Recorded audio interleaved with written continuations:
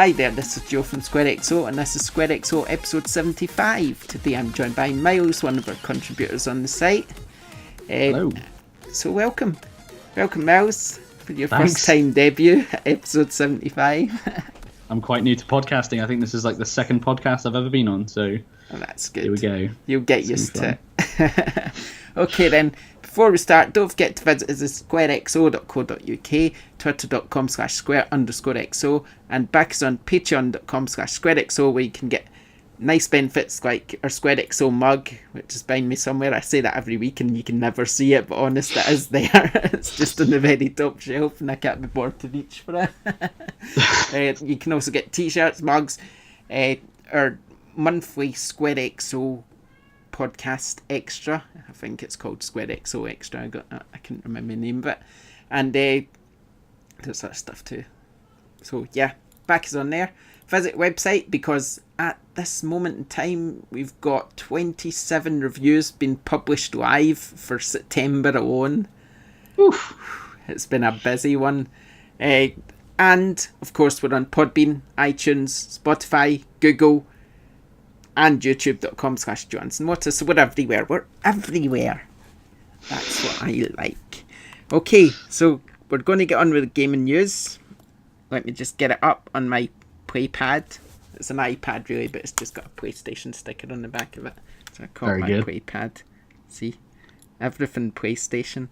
Okay, and the Still first more thing... games than the Vita. Sorry.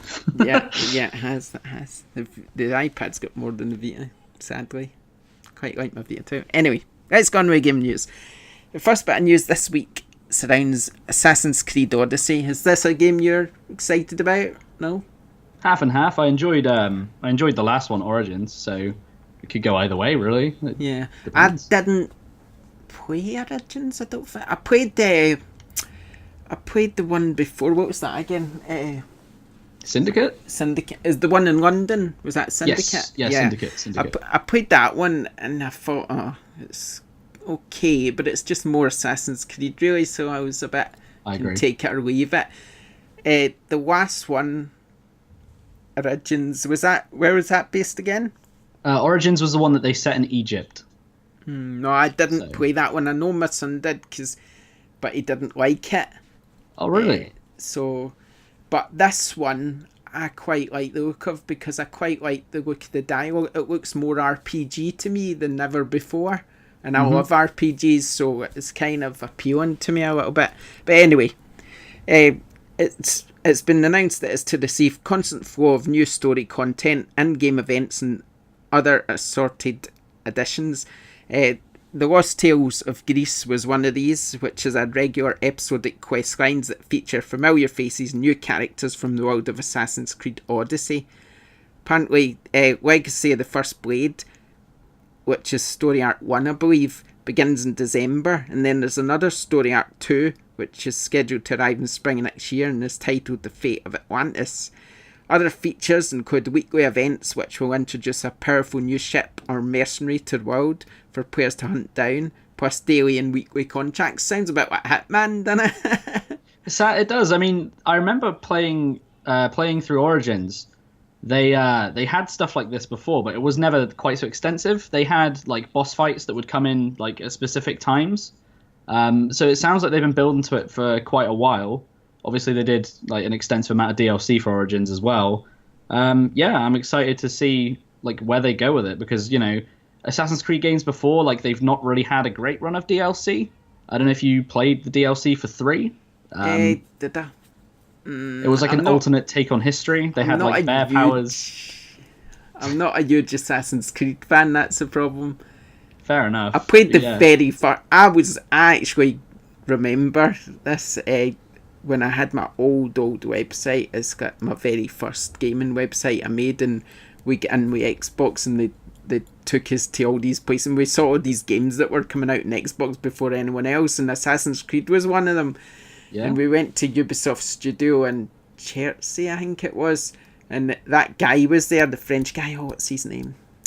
Oh, damn it. But the French guy who was really sort of one of the sort of pioneers of it, who ended up Patrick Delace. he was one of the sort of guys who was sort of responsible. He went ended up getting his own studio or something, but he was there talking about it and all that, and we played it for the first time. And obviously, it was just so different at the time because it was that nobody'd seen a game that played this before. So yeah, from then I quite liked the first one, but then from then I never really got into it. It just kind of melded away from me. I liked the one set in London. That was okay. I mean, so for me with Assassin's Creed, it's strange because I never played the first one like until way after I'd played the others. I played the second one when I was about like 14.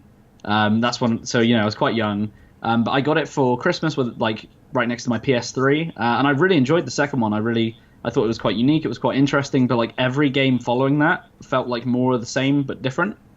And that's a trap that it sort of fell into for me. It was too much of the same. That's how I feel. And Assassin's Creed 3, Assassin's Creed 3 was one of the other things announced remastered coming to PlayStation 4. That's one everyone seems to make a big deal about. I'm pretty sure I've probably played it, or it's probably on my shelf somewhere, but I don't really remember 100%. When did that come out, do you know? 2012, I think, like the end of 2011, 22. I know because the Assassin's Creed modern story, the entire time was set in 2012, and 3 was when it actually caught up. Because in 2007 or whatever, that's like 2012, it's the future. But then 3 was like, no, it's now, and it was, I think it was 2012. I think it was around that time because it got nominated for like an award, didn't it? Because there was the whole animation of the assassin with like the award trophy. I don't even remember, but it was a long time ago. Everyone's making a big deal about Assassin's Creed 3, and I cannot remember or know why, because I can't remember what's so special about it. Your guess is as good as mine. I got it that year, and honestly, it was probably the weakest one I've played. So I don't know. We'll see. Hey. Away from Assassin's Creed then. The FIFA demo's out now. I don't know if you've played that. Do you like FIFA? I don't like FIFA per se, but like a bunch of the people in my family love it, so I'm painfully aware of it. I love it. Good man. Good for you. Yeah, great. Like I'll just mention it because I've had one game on it, and it just feels so different this year compared to how. I mean, well, normally, see, obviously being a journalist, I've been to so many events where the new FIFA's out, and it's like, and every time they go, this, that, buzzword, and I go along, I play it, and I always think to myself, nah, don't see what's different about it. And I've never seen what's different about any version until I played that demo, and it just feels so different. You can notice straight away the little flex, the passing, the gameplay, everything about it just feels better. In all honesty, do you feel like FIFA would benefit from doing like what Assassin's Creed did with Origins? Like, if they took a year off, would that be something that would benefit them in your opinion? It's something that would benefit me, I think, from getting tired of it. I think it would be good for what I've said in the past quite a few times is that they should take a year off. There's got craziness going on in this house again, dogs barking.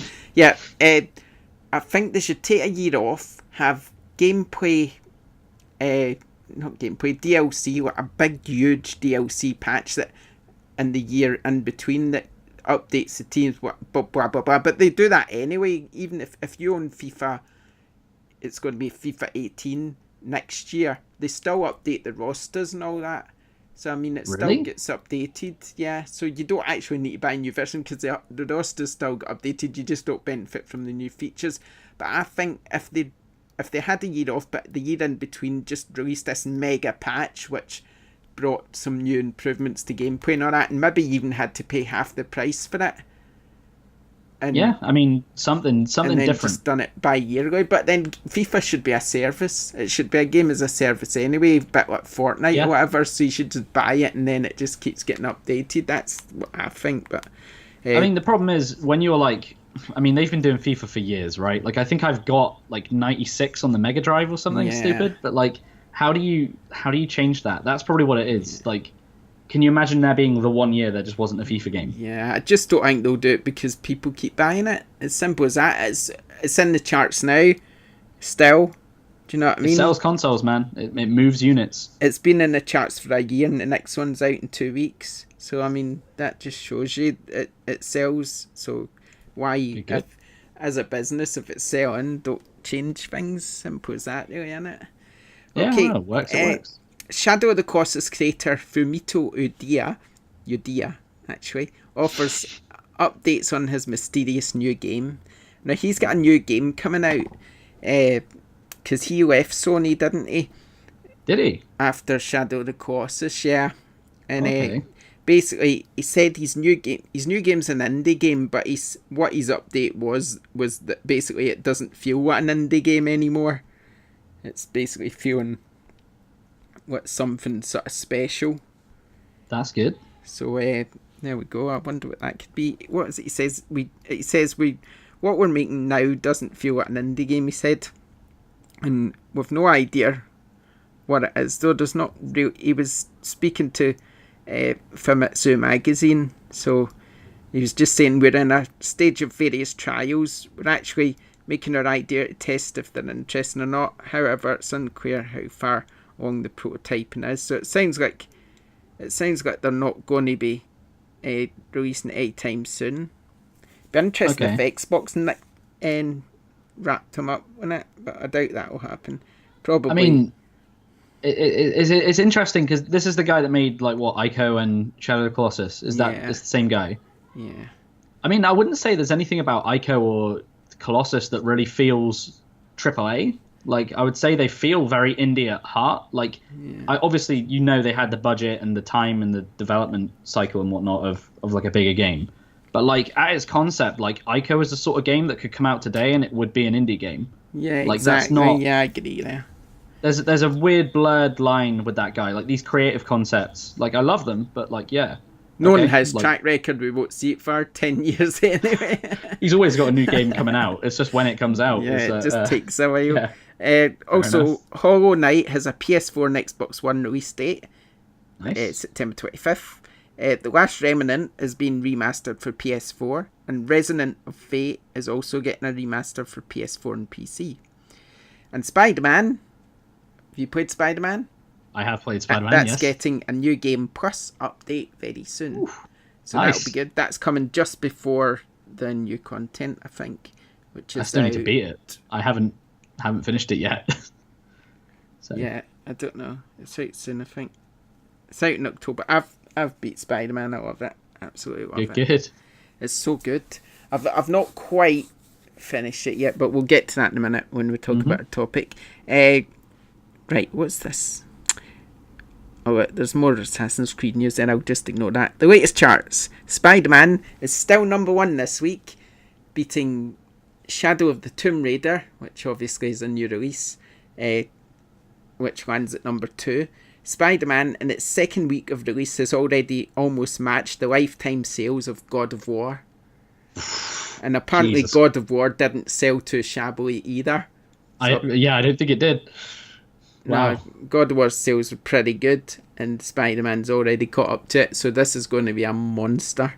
That's insane. Like, think about, like, obviously everyone knows who Insomniac Games are, right? Like, the Ratchet and Clank, the Spyro guys. I have been saying for the longest time that they have needed their big break. Like, Naughty Dog had, Uncharted, Last of Us. The guys at, what were their names? Sucker Punch had, like, Infamous. Yeah. I don't think Resistance caught on as well as, like, either Uncharted or Infamous. So seeing something do so well for them, like... Yeah, it's good, because they had a great studio. They're amazing. I mean, Sunset Overdrive's a pretty good game as well on the Xbox. It's not bad. I've heard good things about it, and I've heard that, like, a lot of people feel that, it's that stepping stone between, like, Ratchet and Clank and Spider-Man. It's the open world thing they did. Yeah, I think that Sunset Overdrive kind of helped Sony in a way, because it's helped them make that game to then make an even better one with Spider-Man. So yeah, that's pretty good. But yeah, I did like Resistance as well, though. I love that series, so I thought it was cool. I think it's okay. But I mean, you must know, being that you work at Game, you must have seen Spider-Man selling a few consoles. Oh, just a few. Yeah. Every day that we're in work at the moment, there's just copies flying off the shelves. But yeah, PS4 Pros seem to be quite popular at the moment as well, I've noticed. Yeah. Not just the limited edition like console either. They do a bundle where it's just a regular Pro with Spider-Man, and the price is has been quite good. And loads of people have been buying them. Like I remember when the Pro came out, like I really wanted one, but I didn't see much reason. But it seems that everyone is on this Pro bandwagon at the moment. Everyone wants a Pro, and that's great because the more people that buy Pros, the more features and support it'll probably get. So. Yeah, exactly. I mean, I've got one, and at first I didn't really see what the difference was, but now because I've got two PlayStation, I've got the Pro downstairs on the 4K TV, and I've got a smaller 4K TV upstairs with a normal PlayStation, and when I come up after playing Spider-Man downstairs to continue upstairs, you just notice it straight away. Yeah.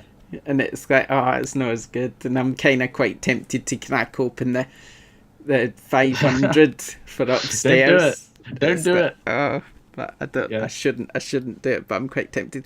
Anyway, more charts. Shadow of Tomb Raider's physical sales were actually down on the Tomb Raider reboot. And they were also down, I believe, on Rise of Tomb Raider, or around about the same, which is quite odd because Rise of Tomb Raider was a single format release at the time. Yeah. So Shadow of Tomb Raider doesn't seem to have really done all that well at retail. This doesn't include digital sales, but it's not so good, is it? That's bizarre. I've not played it. I mean, we've spoken about it before. I've not played it yet either. The Tomb Raider reboots have been consistently high quality games. Like the first one especially was amazing. It was sort of like Uncharted, but if you were on Xbox, you could play it as well. Yeah. Rise of the Tomb Raider I did get around to eventually, and again, it was a good quality game. But it's one of those things like whereas Uncharted seems to be like upping the ante each time, and like it's constantly like raising the bar. They very comfortably stayed within their realm. Like they were very similar games, the first two Tomb Raiders. So I'm looking forward to playing the new one eventually, but I'll be interested to see what they do differently for sure. Yeah, I agree. Yeah. They need to do something differently. What I didn't like about Rise of Tomb Raider was the way it took you away from the story. That always really annoyed me. Like, the story was quite high quality, I feel, and full of action, but then it's like you're in this. I think there was a part where there was a village burning or something, and you're going, got to get there, got to see what's happening, sort of thing. But then it's trying to tempt you away to go and explore this tomb, and then you go and explore the tomb, and it's like the village is still on fire. What am I doing? It's like that. Yeah, I could go to the village, or I could search for like some treasure fragments or whatever. And then come back and then go to the village, and it's like, no, it's not right. That you just if you've got an urgent bit of story, keep that going, keep the flow going. It's weird. Because, like I said, I hate to make the comparison, but it has to be made between like the new Tomb Raider and Uncharted, right? I can't remember a single occasion playing an Uncharted game where they were just like, okay, the story's going to take a back seat for a second, like just walk around. Like even in their open world levels, like Madagascar and the other one in Lost Legacy, like there was always sort of like a relevance to what you were doing. Yeah, you were never just like start, stop, and yeah, I don't know, man. Like they need to. Go on. Sorry, I was just going to say I can see why they were doing it because they just wanted Tomb Raider to be kind of go back to its legacy a bit of looking at tombs and stuff, but there's a way of doing it, and the way they done it was wrong, really. I mean, for 3 games that have been called Tomb Raider, there's not really a lot of tombs being raided, which is an interesting, But yeah, they need to, in my opinion, if they want me to keep coming back like I do for Uncharted, they need a tighter focus on the story, because Lara's growing, like her character is definitely changing. But like it seems to be happening in between games more than it does in the games. Like between the second game and the third game, she's suddenly this hardened like killer. Yeah, no, it's crazy. What happened? I want to play that game. It's strange. Yeah. Okay, let's finish up the charts. Not many new entries. NBA 2K19, which we've reviewed on the site, is number 3. By the way, I should mention Shadow of Tomb Raider and Spider-Man are also reviewed on the site. GTA is still there. It's not a new release, obviously, but it's still there at number 6. The gift that keeps on giving. It's crazy, that game. I don't know how it keeps selling. And the only other new release is NHL 2019, number 28, which we will be reviewing soon. So, yeah. Yes. So that's our game news over and done with. Okie doke. Right. Our topic for today is trophies, and are they worth it? Right, what we did is we did a vote on the site, on Twitter, sorry, and we had like, I think it was 295 votes or something. Nice, and, not too shabby. And plenty of opinion on the matter.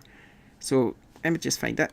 The exact question asked, so we know what we're talking about. Where are we? There it is. Are trophies important to you? If so, why? If not, why not? We had 232 votes. 68% of people said yes. 32% of people said no. And I'd probably fall into the no category. Breaking my Because heart. they aren't really that important to me, but they sort of can be an occasion. And yeah, we've got plenty of opinions, so I mean, first of all, before we go on our users' opinions, we'll just listen to your opinion, Miles, and what you feel about trophies. Why are they important to you or not? So, as someone that's been playing PlayStation games for a while, I've had a PS3 for donkey's years now.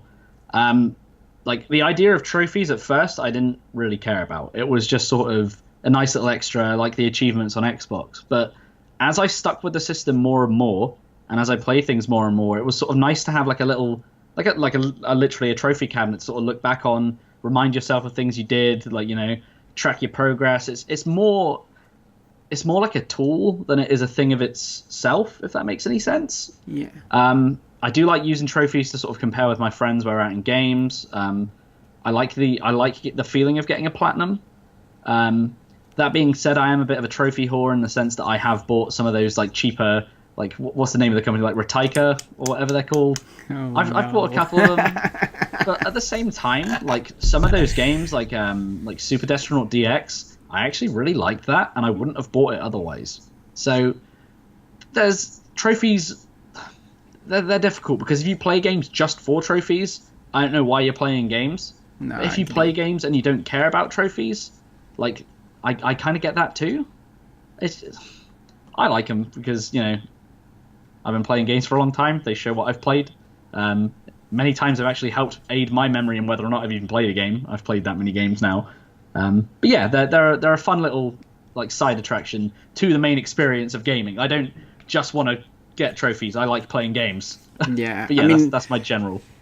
I've completed hundreds of games over the years just because I've reviewed them and I've completed hundreds of games, but I've never really went for trophies to 100% complete a game because I just don't.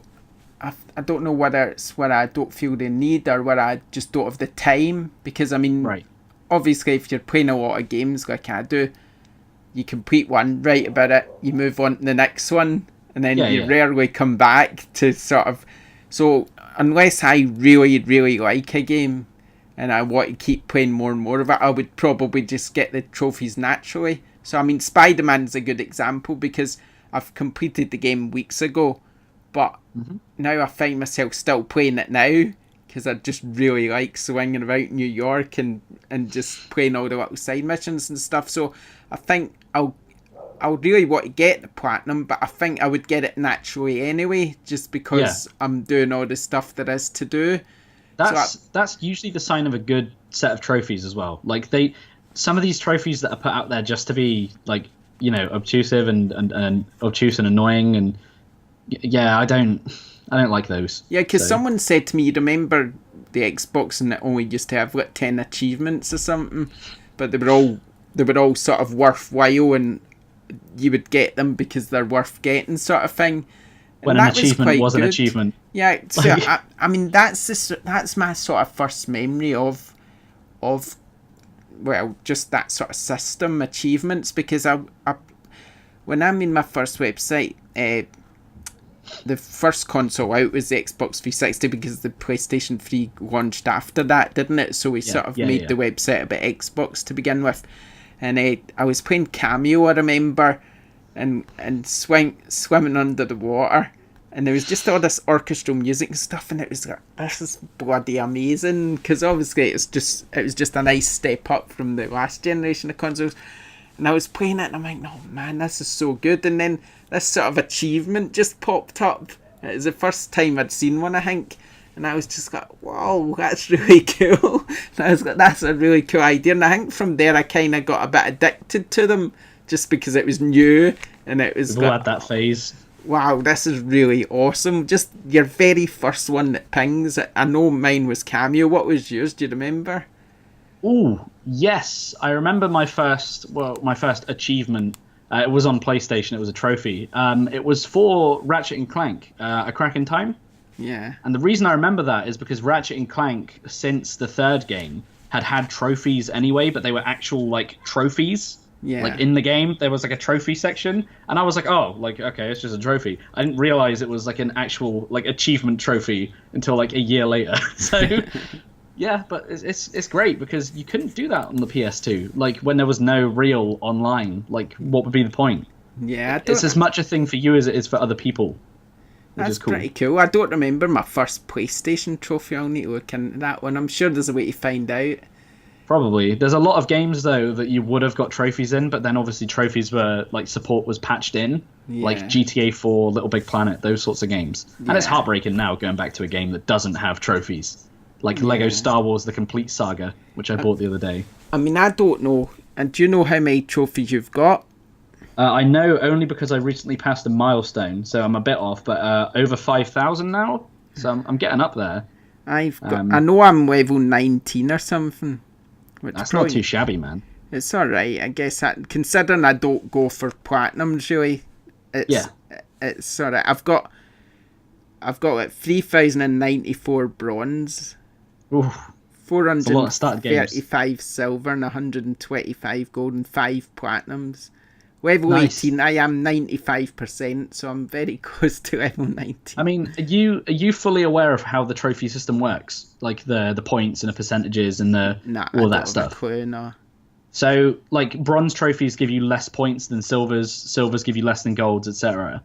Apparently, each time you level up, the margin for leveling up again is, like, bigger. Yeah, so, I can imagine, yeah. Yeah, it's weird because a lot of people hold contention with that because on Xbox, there's no levels. It's just your gamer score. Yeah. So apparently you either, like, really like one way or really like the other. I personally just like the platinums. That's sort of my thing.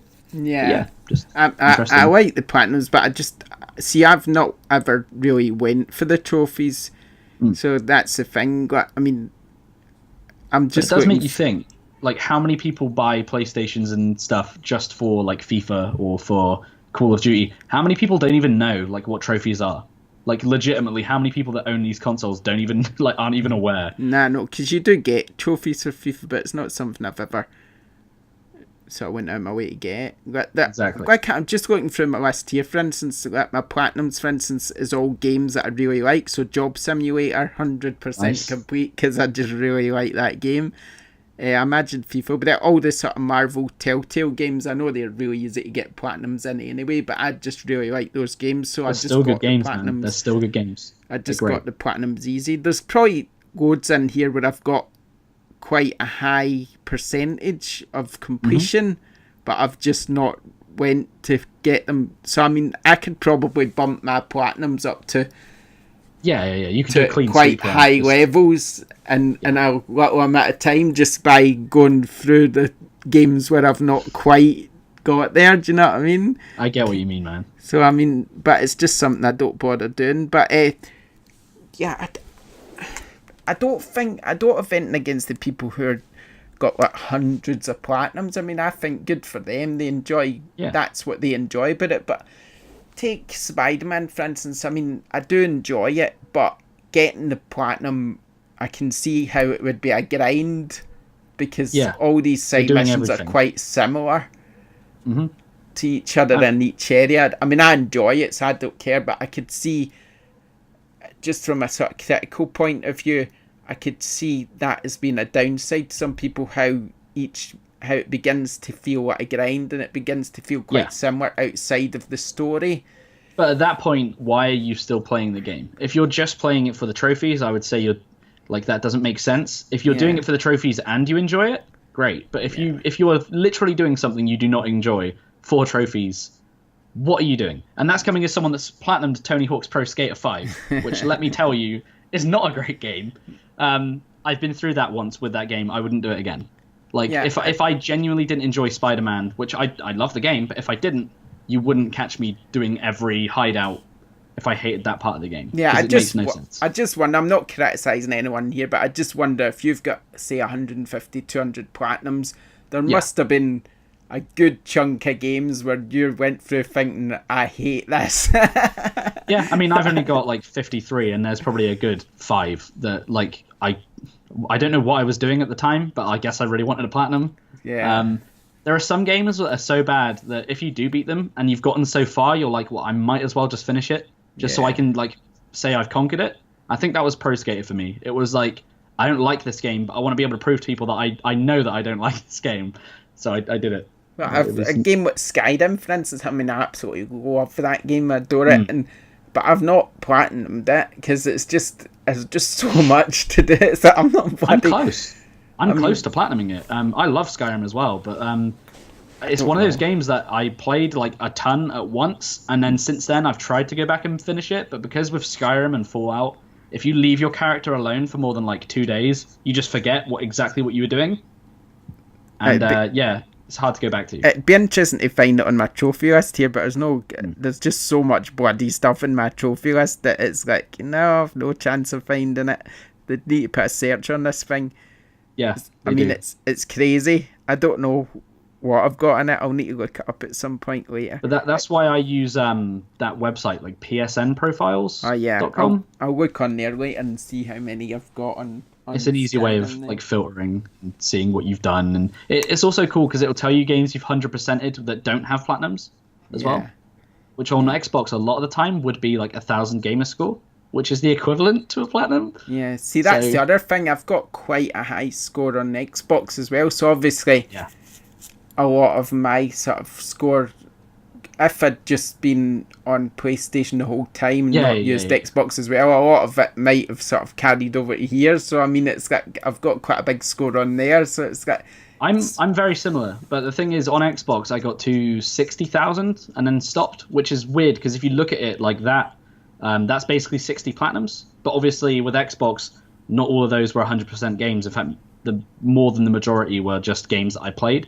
Yeah. But with the platinum trophy being like that check mark, I found myself more incentivized to finish a game than on Xbox, where you could give me the same game on both, and if it had a platinum on one and just 1,000 on the other, I would probably play it on PlayStation just for that. Like, the PlayStation system's more like an RPG in it.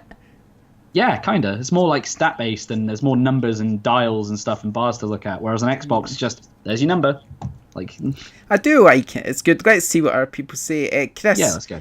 Chris Bores on Twitter, he said he's not sure it's better with trophies, but it's most definitely had influence. He's noticed that his way of gaming has definitely changed since trophies were introduced. He feels that games that don't add to his amount of trophies aren't worth his time. It also firmly locks him into the Sony ecosystem, which is a good point. Switch has many games, but he never plays them. I'm saying about trophies here, but I kind of do miss something, even though I don't play for them, I miss something unlocking when I'm playing the Switch. It's like, it's just kind of like, why is nothing unlocking? It's weird because there's a double-edged sword to that, and I remember a specific experience. I was playing through Mario Odyssey, and I remember saying, like, obviously Mario Odyssey's got like hundreds of those moons to collect, but I remember saying it was nice to not feel the pressure to like have to get every one, because I'm not going to be exposed to being like a fake gamer or, whereas on PlayStation, like, the benefits of a trophy is that it tells you when you've done something important, and you're like, oh, that was important. Whereas on Nintendo, it's nice because it feels like a lot looser. I don't know. But I see the dude's point, like, fair enough. Yeah. I've played games on the Vita that I would not have otherwise played for trophies, so... I hate my trophies because I noticed. There's two reasons for this. The first reason is that a lot of the time my game's embargoed and I just get sick of people going, oh, where did you get that game from? The amount of times that's happened, it's just, and I have to keep because I hate not replying to people. So even these strangers are going, where'd you get it from? I just explain to them. And it's like, I don't need to explain to them, but I just kind of find myself doing it anyway. Don't some games, like companies, tell you have to hide your trophies until the game comes out? It's happened to me. That used to happen to more on Xbox, but on PlayStation they do that as well sometimes. Yeah, so I just hide them automatically. That's the main reason. The other reason is sometimes you just get people questioning you when you've reviewed the game. They're going, oh, well, you don't have all the trophies, blah, blah, blah. And it's like, well, I've not synced them, or I might have played them on a different account, because I have a journalist account as well, which I kind of keep separate, just so if I'm playing a game I didn't want him to sort of see at all, or I've just wanted to keep it separate from my trophies or whatever, then I just... It's weird, like I was saying then, though, with the whole I don't want to be exposed for this or for that. It really is a double-edged sword, because it encourages you to finish things and to see things through. But like when you don't have a lot of time, or when you want to play something else, it's that niggling little feeling in your head that something's been left unfinished. Like how you don't like leaving people, like, you know, unreplied to. I don't like leaving a game at like 3% trophies, because that's on your list forever. You can't delete it. And it's the amount of games, man, where I've just wanted to go back and just do a bit more, just so it's like at least like 15%.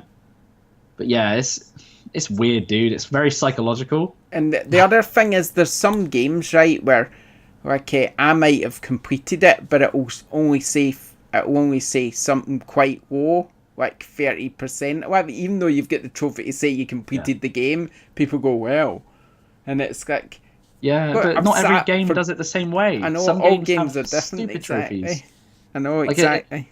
It's so bad when a game's like, do this 5,000 times to get a trophy, and you're like, I would never... Trophies should be something that you naturally encounter in gameplay, or something that is like, hey, you did a cool thing, well done. Yeah, I mean, I don't mind trophies being skill-based, but like, don't do something monotonous like you did this like 5,000 times, because I've got other games to play. I've got other things to do. Like...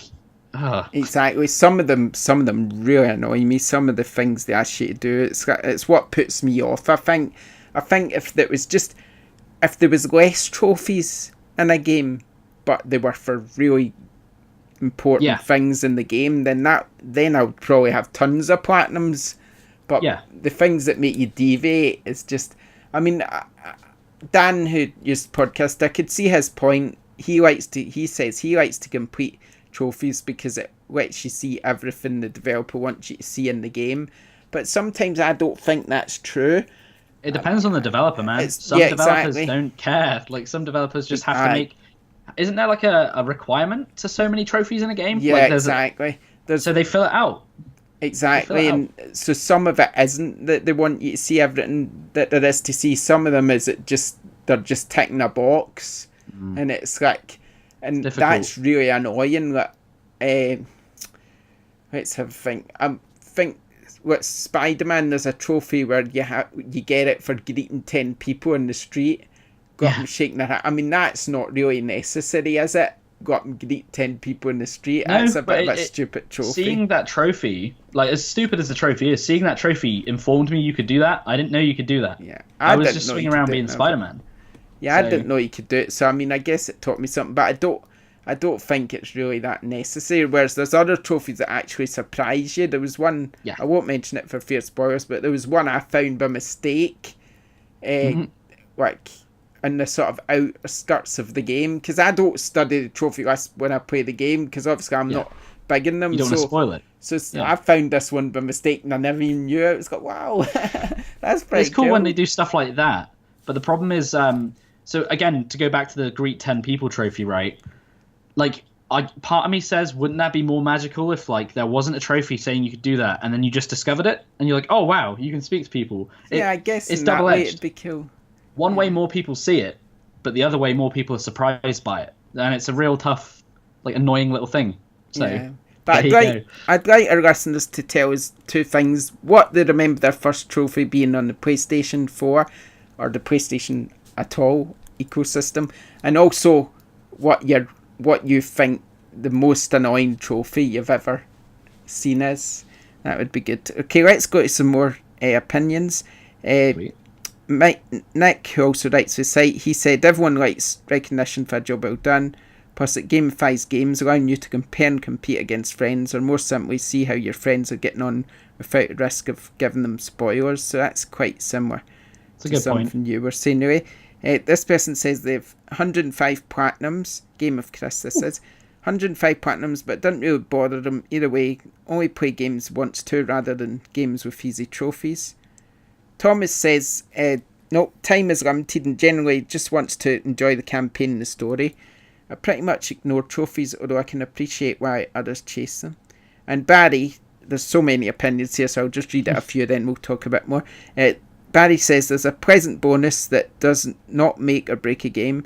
I love some of the platinums I have, but at the same time I adored Hitman, which had no platinums, in the Dishonored franchise, which I stuck at too. Oh, sorry, I read that wrong. Which I suck at too bad to ever platinum. So he's so bad at it, he never platinumed it.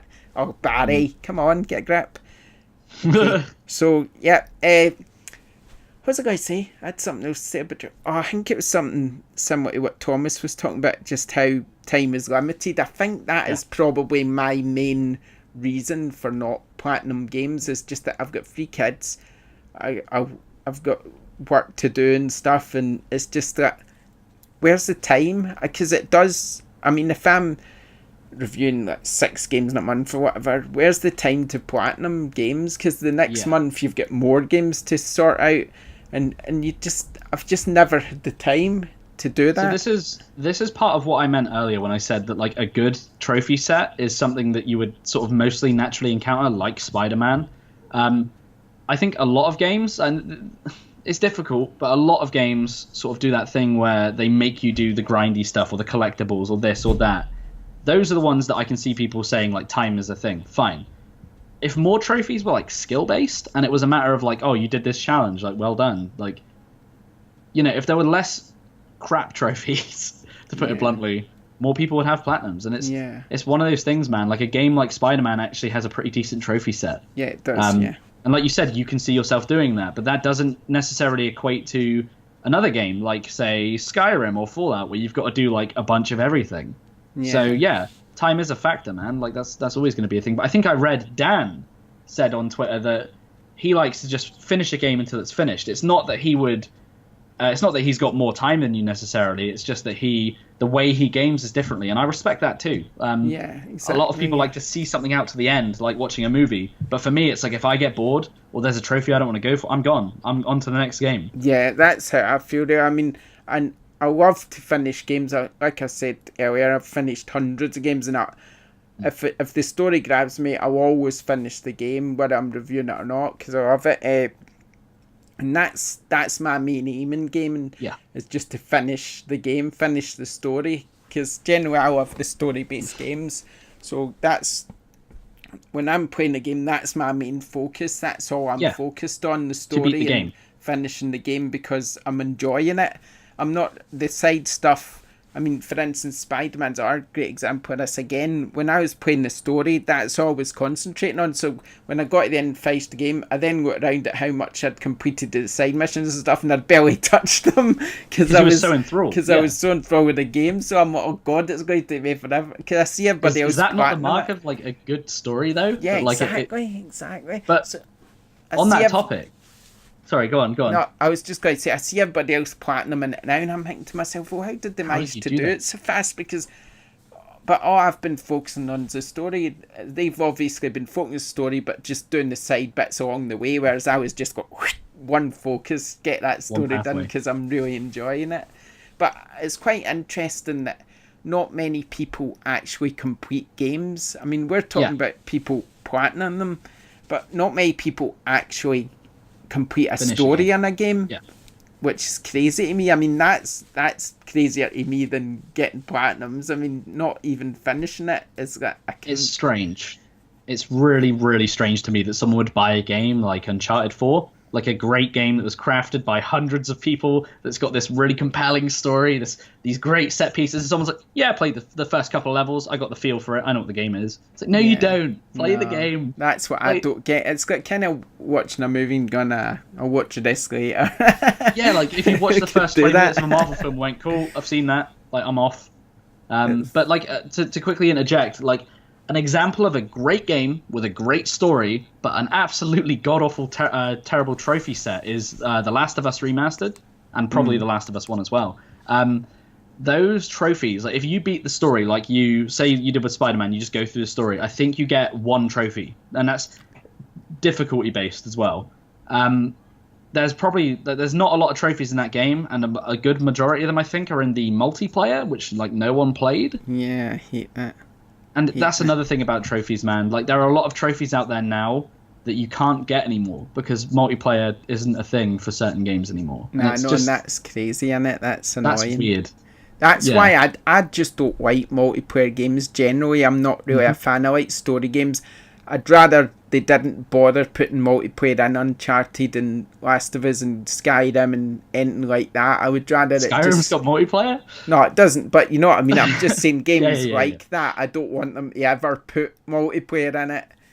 Yeah, so the next divisive. One, Elder Scrolls 6, I don't want them to put multiplayer in that sort of stuff. I agree, because I believe the best single-player games are ones that they've focused on the single player, and the best multiplayer games are the ones where they focus on the multiplayer. Like with Black Ops 4, right?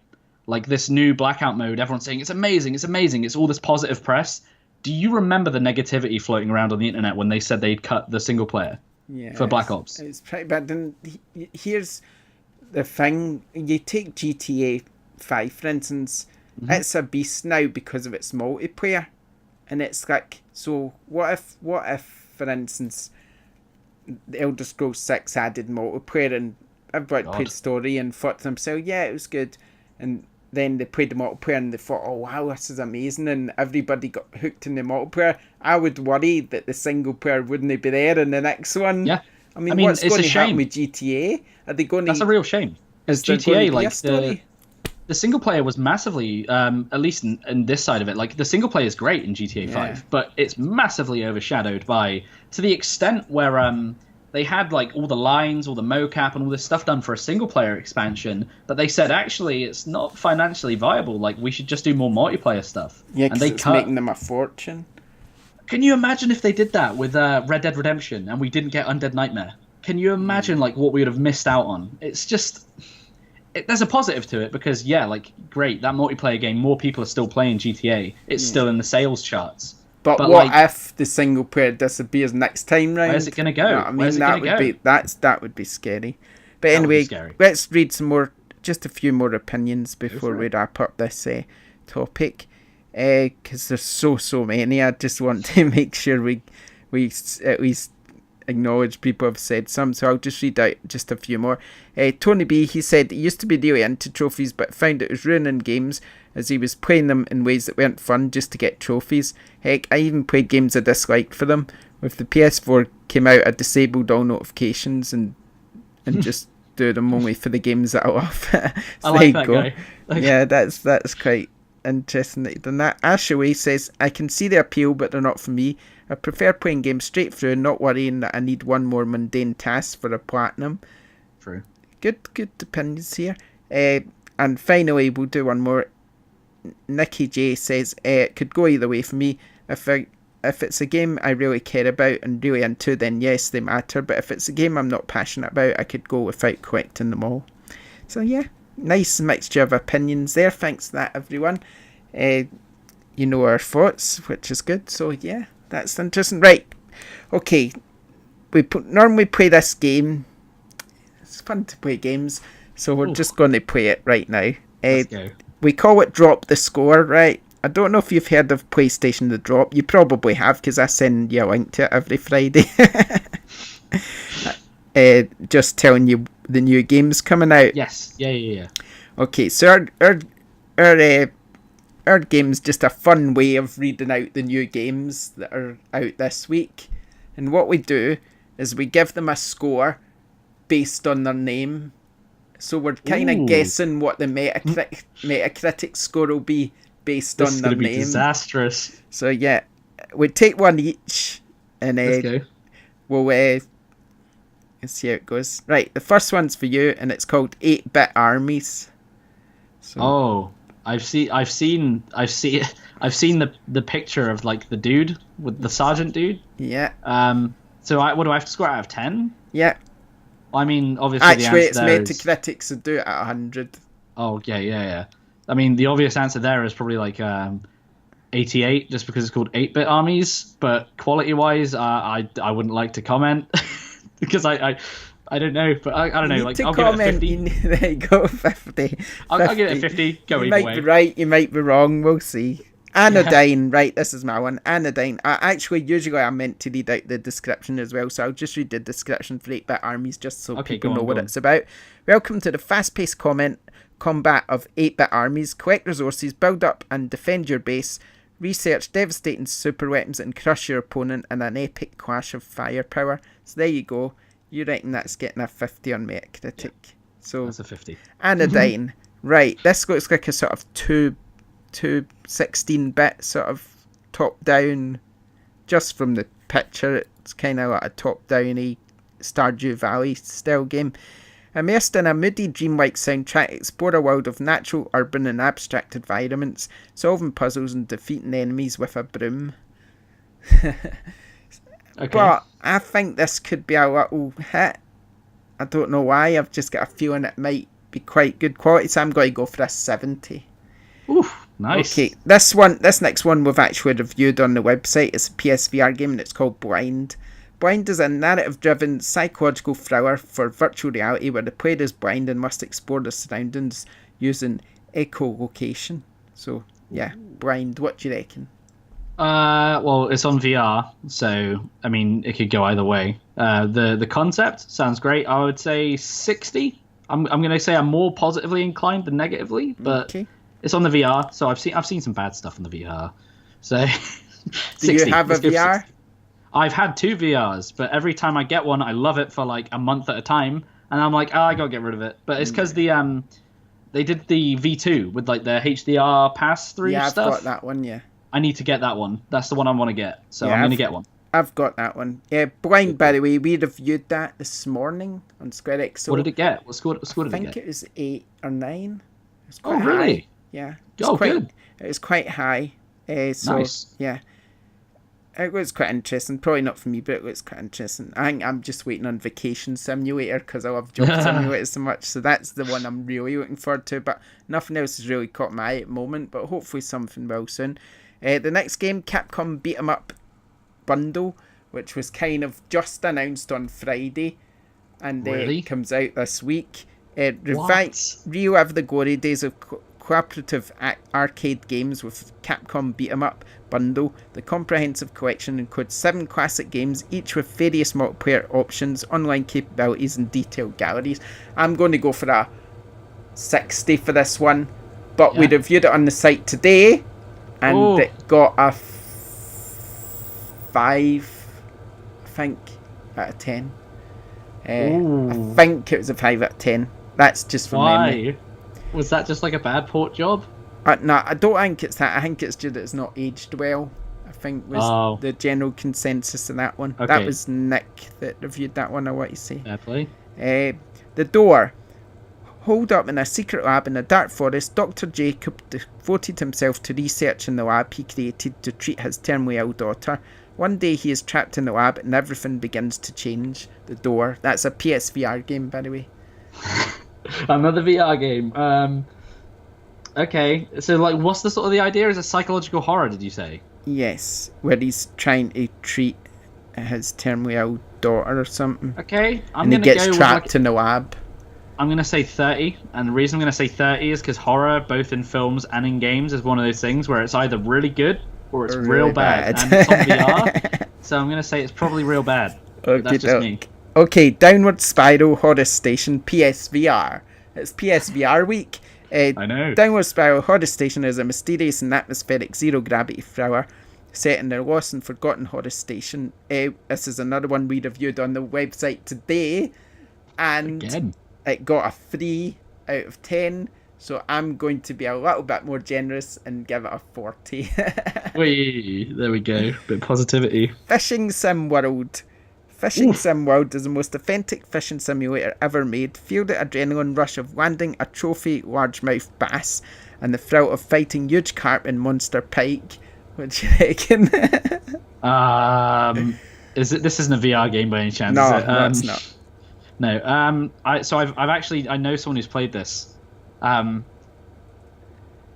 If you like is that fish, your way it's of probably saying like you've played it and 9. you're just too embarrassed to tell us? Oh no! Oh god, no! If you like fish, it's probably like a solid 9. But if you're like a person that plays games to escape and to do things you can't do in real life, it's probably going to be quite mundane, man. It's a fishing game. Right, what are we saying then? I'll give it a 30. I'll give it a 3 again. I'm not. Okay, we're not being very generous this week. Oh well, No. never mind. The Gardens Between. The Gardens Between is a surreal puzzle adventure that follows best friends Arena and Friendit as they fall into a mysterious world of beautiful garden islands. Now Rebecca's reviewing this one for us. Her review will be live soon. She's quite keen on it, and Rebecca's our indie expert, so I'm kind of going to go a bit more generous on this one, I think, and give it an 80. Nice. Because if Rebecca's keen on it, then I'm guessing it must be quite good. She seems to know her stuff. Yeah, she does. Hover Revolt of the Gamers. Never heard of this one. Experience the thrills of a fast-paced single and multiplayer parkour game. Assemble your team, enhance your gear, and perform incredible tricks and combos. That sounds different. Did you say it's called Revolt of the Gamers? Yeah. Is this like Gamers Rise Up, like the video game? Or something Hover like... Revolt of Gamers. Okay. Do you say it was like parkour? Yeah. Okay. Parkour's fun. Let's go for 70. I'm just going to be generous and say 70. That is I like quite parkour. generous. Labyrinth of Refrain, Coven of Dusk. Dusk Witch Droina and her young apprentice Luca have come to refrain to conquer the sprawling labyrinth deep beneath the town. Wondrous treasures, terrifying monsters, and buried secrets await. I think we've got a review for that coming soon. I think that's the one I posted earlier. Oh no, it's not. No, it's not. Oh no, it's not that one. I did post a review earlier, and then I went, "Oops, it's embargoed for another 2 days." So I deleted that quickly. But no, it's not that. We have reviewed this one. I'm sure we have. Is it my turn? Oh, I'm going to give it a 60. There we go, because it's not really my sort of thing. So, oh God, guess what you've got next? Legendary fishing.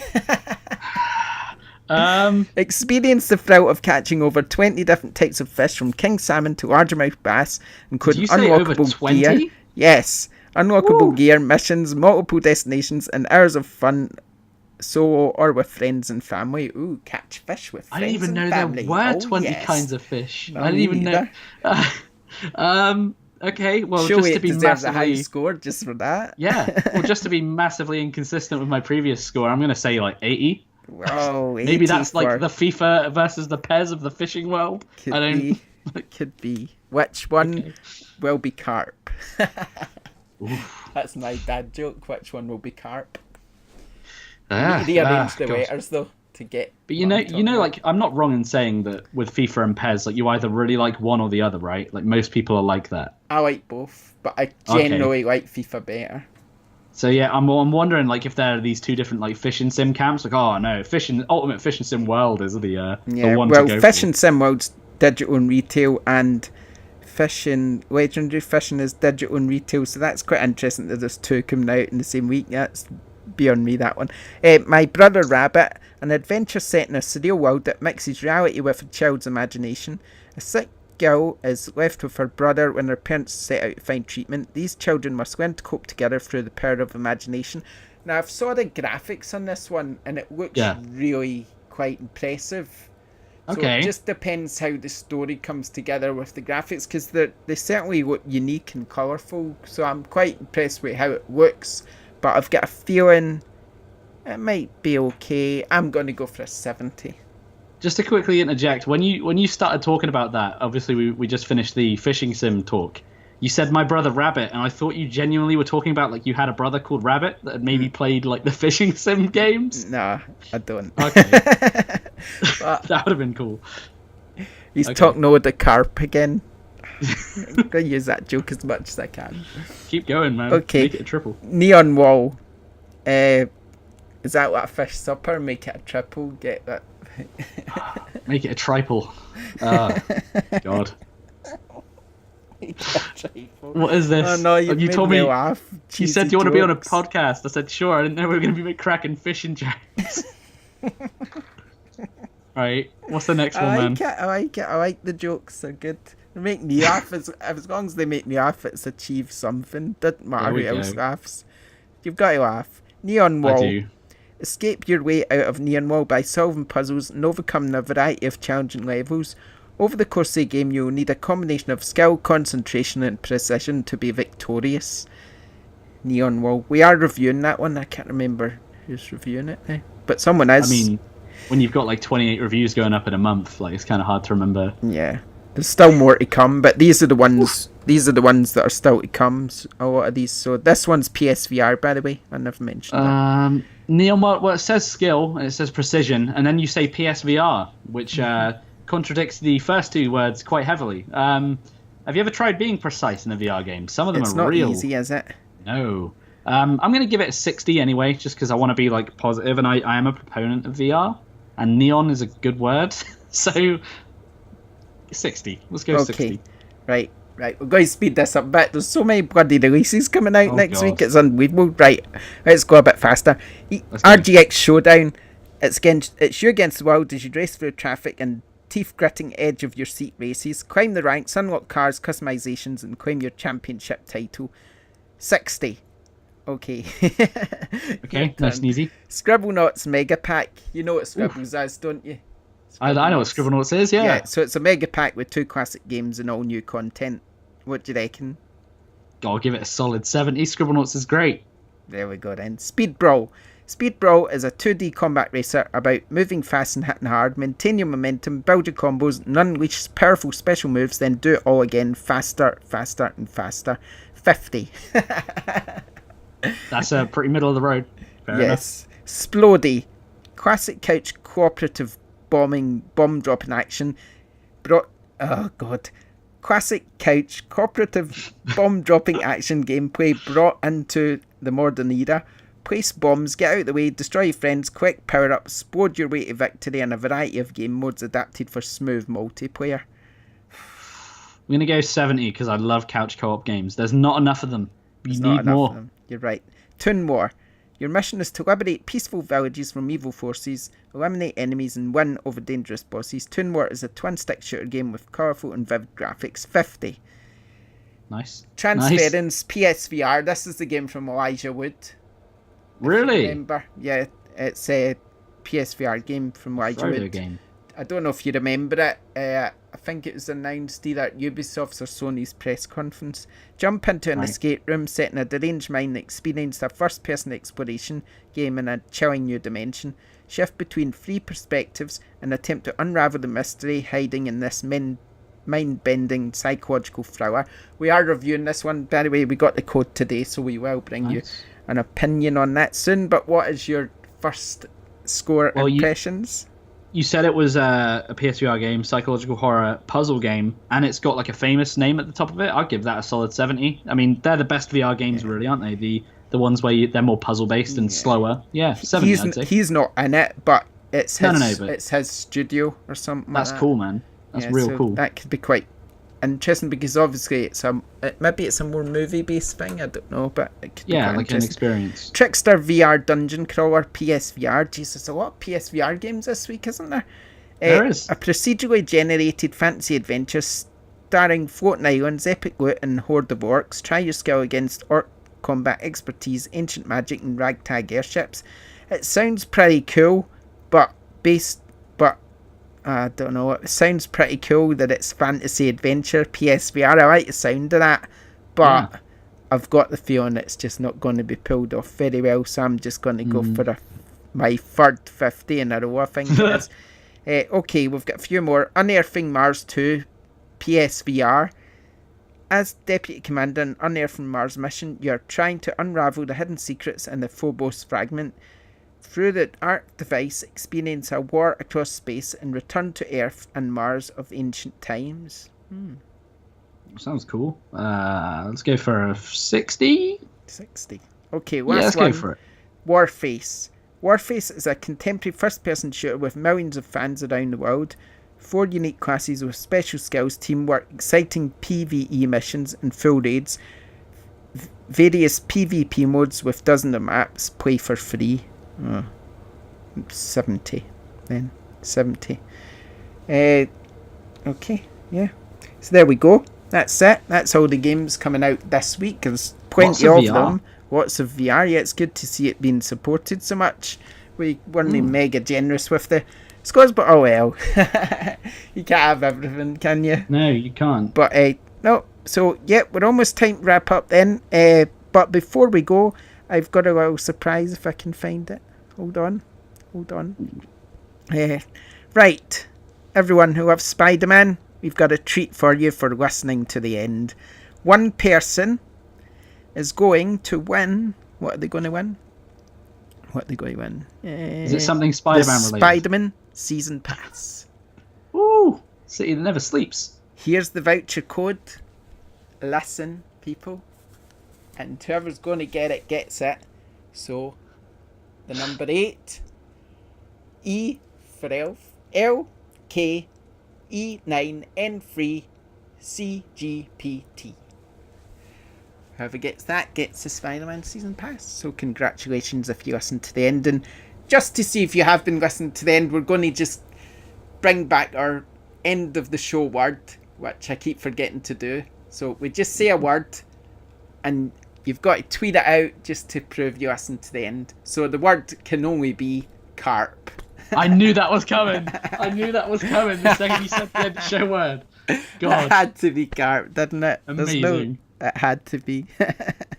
Okay, before we go, don't forget that you can enter SquareXO September, or PS4 share competition. All you need to do, hashtag PS4 share, which you would do anyway if you're sharing the screen straight from PS4.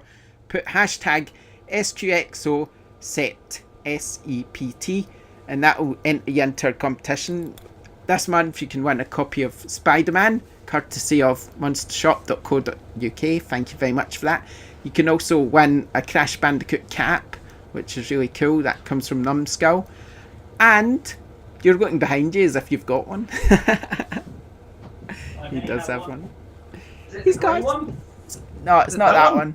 No, no, is it the black one with it's the a black mask? one with orange on it. Oh, yeah, no, I need to get... Okay, I'll enter the competition. Let's go. Yeah, you do that. And also, you win a canvas print of your screenshot, your winning screenshot. Ooh, that's cool. Some pretty cool prizes just for sharing your screenshot with us. So yeah, do that. It's brilliant. Okay, don't forget to visit website squarexo.co.uk, twitter.com/square_xo, visit patreon.com/squarexo, and back us if you can. Every little helps. We're on iTunes, Podbean, Spotify, Google, youtube.com/JohansonWater. Please leave us a nice review and 5 stars everywhere we are, because that would be lovely, and it helps more people find the podcast, which is brilliant, because the more people who find us, the better. Thanks for joining us. Thanks for joining us, Miles. We hope you'll be back on the podcast sometime soon, because you made me laugh, so that's good. Thank you. Okay, good show, everyone, and we'll see you next time. Thanks for now. Bye. Bye-bye.